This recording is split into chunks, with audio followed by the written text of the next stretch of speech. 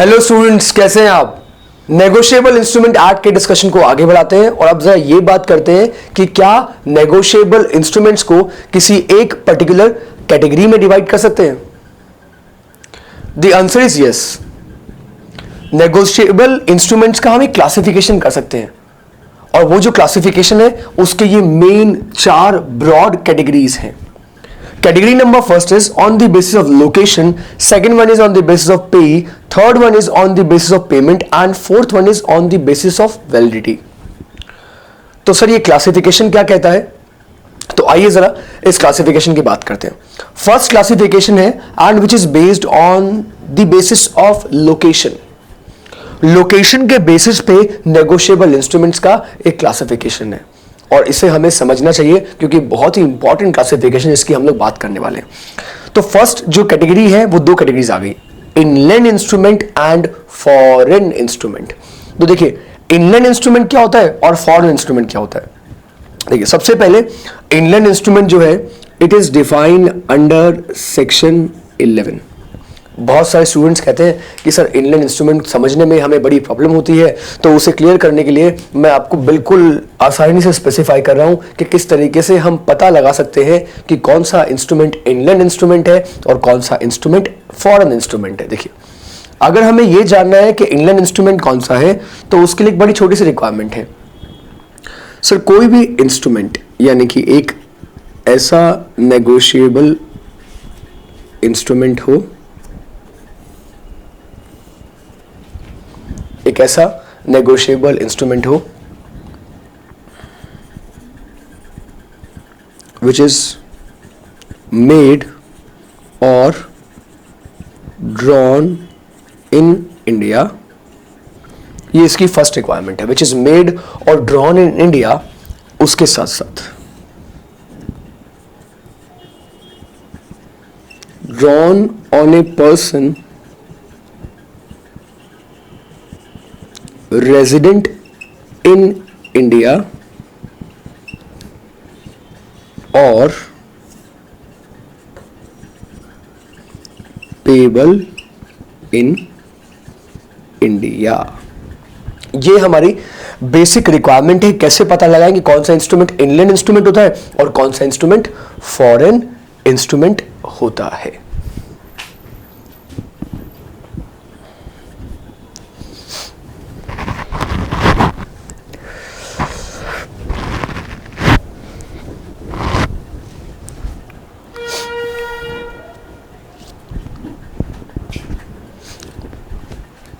तो आइए बात करते हैं। तो मैं ये बोलता हूं कि एक बिल्स ऑफ एक्सचेंज है, एक बिल्स ऑफ एक्सचेंज है। अगर वो बिल्स ऑफ एक्सचेंज दिल्ली में बना है, बस ये उसकी फर्स्ट रिक्वायरमेंट है। अगर एक बिल्स ऑफ एक्सचेंज दिल्ली में बना है और उसके साथ साथ अगर वो किसी ऐसे पर्सन पे बना है जो कि इंडिया का रेजिडेंट है, मान लीजिए वो रहने वाला चेन्नई का है, जिस पर्सन पे ड्रॉ हुआ है वो रहने वाला दिल्ली चेन्नई का है, या फिर वो पेबल कहाँ हो, या फिर वो पेबल इंडिया की ही किसी सिटी में हो। फॉर एग्जाम्पल वो पेबल अगर कोलकाता है तो सर हमें यहाँ पे ना एक रिक्वायरमेंट लेनी है, कोई एक रिक्वायरमेंट। दोनों रिक्वायरमेंट जरूरी नहीं है, एक तो ये कि विच इज मेड और ड्रॉन इन इंडिया और इसके अलावा इन दोनों में से कोई एक कंडीशन सेटिस्फाई हो रही हो। तो अगर कोई एक कंडीशन सेटिस्फाई हो जाएगी तो वो इंस्ट्रूमेंट बन जाएगा इनलैंड इंस्ट्रूमेंट।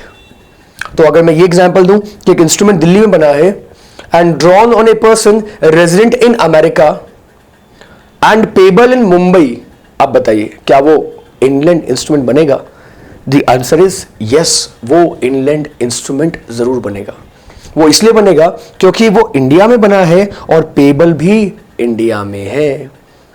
वो जिस पर्सन पे ड्रॉ हुआ वो इंडिया का रहने वाला नहीं है, तो क्या हुआ, बट अल्टीमेटली जो उसका पेमेंट है वो कहां मिल रहा है, इंडिया मिल रहा है। तो इन दोनों में से अगर एक कंडीशन और ये फर्स्ट कंडीशन सेटिस्फाई हो जाए तो वो इंस्ट्रूमेंट इनलैंड इंस्ट्रूमेंट बन जाता है। दूसरा मैं आपसे ये पूछता हूं, देखिए अगर मैं ये बोलूं instrument drawn in Sydney Australia, payable in India, अब बताइए इनलैंड इंस्ट्रूमेंट बनेगा कि नहीं? The answer is no. अब सर इनलैंड इंस्ट्रूमेंट नहीं बन सकता क्योंकि जो फर्स्ट रिक्वायरमेंट थी वो यहां सेटिस्फाई या फुलफिल नहीं हो रही। फॉरेन इंस्ट्रूमेंट का मतलब है an instrument which is not an inland instrument. एक ऐसा इंस्ट्रूमेंट जो इनलैंड इंस्ट्रूमेंट नहीं होता, उस इंस्ट्रूमेंट को हम फॉरेन इंस्ट्रूमेंट का नाम देते हैं। यानी कि जिसमें ये बेसिक रिक्वायरमेंट पूरी नहीं होती, उस इंस्ट्रूमेंट को हम फॉरेन इंस्ट्रूमेंट की कैटेगरी में रख देते हैं। इनलैंड इंस्ट्रूमेंट सेक्शन 11 में डिफाइंड है एंड फॉरेन इंस्ट्रूमेंट सेक्शन 12 में डिफाइंड है। नेक्स्ट कैटेगरी पे आते हैं। नेक्स्ट कैटेगरी है ऑन द बेसिस ऑफ पे।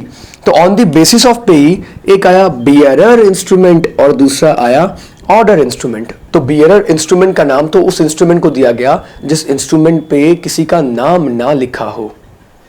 जैसे कि एग्जांपल लेते हैं कि जैसे कि एक सेल्फ का चेक है। सर जो चेक होता है अगर चेक पे किसी का नाम नहीं लिखा हुआ और साइन किया गया है और सिर्फ अगर लिख दिया उसके ऊपर सेल्फ लिख दिया तो इसे हम एक बियरर चेक कहते हैं। यानी कि जिसके पास इस चेक का पोजीशन आ जाएगा वो इस बियरर इंस्ट्रूमेंट का होल्डर बन जाएगा। बट द क्वेश्चन इज क्या बिल्स ऑफ एक्सचेंज या प्रॉमिसरी नोट बियरर बन सकते हैं? तो इसके लिए हमें आरबीआई एक्ट का सेक्शन 31 देखना पड़ेगा। और आरबीआई एक्ट का सेक्शन 31 ये कहता है कि कोई भी बिल्स ऑफ एक्सचेंज या प्रॉमिसरी नोट बियरर नहीं बन सकता क्योंकि ये राइट एक्सक्लूसिवली आरबीआई के पास में है। हाँ, लेकिन अगर कोई चेक है तो चेक बियरर बन सकता है, उसमें कोई प्रॉब्लम नहीं है। तो बियरर इंस्ट्रूमेंट वो एक चेक हो सकता है जिसके ऊपर किसी का नाम ना लिखा हो लेकिन सिग्नेचर हो। बियरर इंस्ट्रूमेंट तो वो भी बन सकता है सर जिसमें कि लास्ट एंडोर्समेंट ब्लैंक हो। लास्ट एंडोर्समेंट ब्लैंक कैसे होती है सर?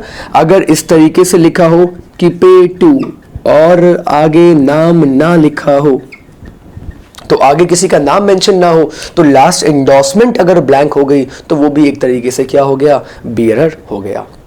अब बात करते हैं ऑर्डर इंस्ट्रूमेंट क्या होता है। देखिए बियरर का अपोजिट होता है ऑर्डर इंस्ट्रूमेंट। यानी कि ऑर्डर पे किसी एक पर्टिकुलर इंडिविजुअल का नाम मेंशन होता है जिसे उसका पेमेंट मिलना है। जैसे कि एबीसी का नाम लिखा हुआ है और किसी ने सिग्नेचर कर दिया तो इसका मतलब ये पैसा या तो एबीसी को मिलेगा या उसके ऑर्डर पे किसी और इंडिविजुअल को मिलेगा। दैट मीन्स ऑर्डर इंस्ट्रूमेंट में नाम स्पेसिफाइड होता है, उसमें नाम लिखा होता है कि ये अमाउंट किस पर्सन को मिलेगा। वो इंडिविजुअल या ऑर्गेनाइजेशन स्पेसिफाइड है ऑर्डर इंस्ट्रूमेंट में। इट इज नॉट बियरर, ये कंप्लीटली बियरर का अपोजिट होता है। अगर एबीसी का नाम लिखा हुआ है तो only ABC can claim this amount. इस इंस्ट्रूमेंट को हम बोलते हैं ऑर्डर इंस्ट्रूमेंट। ऑर्डर इंस्ट्रूमेंट से आगे बढ़ते हैं और अब बात करते हैं on the basis of payment वाली category. On the basis of payment, on the basis of payment demand instrument होता है और टाइम इंस्ट्रूमेंट होता है। डिमांड इंस्ट्रूमेंट का मतलब ये वो इंस्ट्रूमेंट है जो कि पेबल एट साइट, ये वो इंस्ट्रूमेंट है जो पेबल एट साइट होता है या जो कि पेबल ऑन प्रेजेंटमेंट। यानी कि जब भी पेमेंट के लिए इस इंस्ट्रूमेंट को प्रेजेंट किया जाएगा तब इसमें पेमेंट मिल जाएगा। उस इंस्ट्रूमेंट को हम बोलते हैं डिमांड इंस्ट्रूमेंट। जैसे कि एग्जाम्पल है cheque is always payable on demand. Cheque पे जब भी पैसा मांगा जाएगा बैंक आपको उसका पेमेंट कर देगा। और इससे आगे बढ़ते हैं और अब बात करते हैं टाइम इंस्ट्रूमेंट की। टाइम इंस्ट्रूमेंट वो होता है सर जिसमें कि टाइम स्पेसिफाइड होता है, यानी कि एक पर्टिकुलर टाइम के बाद इसका पेमेंट मिलना होता है। या तो टाइम स्पेसिफाइड होता है या कोई सर्टेन इवेंट स्पेसिफाइड होता है और उस इवेंट की हैपनिंग या नॉन हैपनिंग पे वो पेमेंट मिलता है। आइदर टाइम स्पेसिफाइड होगा या सर्टेन इवेंट स्पेसिफाइड होगा। तो अगर मैं एग्जांपल लूं, एक्स प्रॉमिस कर रहा है वाई को कि वो पेमेंट कर देगा वाई को अगर जेड ने वाई से शादी कर ली तो, या जेड की शादी के बाद पेमेंट कर देगा। तो आप बोलोगे से टाइम तो स्पेसिफाई कर दिया, शादी के बाद पे कर देगा, बट द क्वेश्चन इज जरूरी है शादी हो सकता है शादी ना हो। तो शादी यहां पे इवेंट है, लेकिन मान लीजिए ये बोल दिया कि payable after death of Z. अब बताइए अब क्या ये टाइम इंस्ट्रूमेंट है? The answer is yes. अब ये टाइम इंस्ट्रूमेंट है, द रीजन इज यहाँ इवेंट स्पेसिफाइड जो जिसको किया है वो सर्टेन है, that event is bound to happen. जब भी जेड की डेथ होगी उसके बाद एक्स वाई को पेमेंट कर देगा।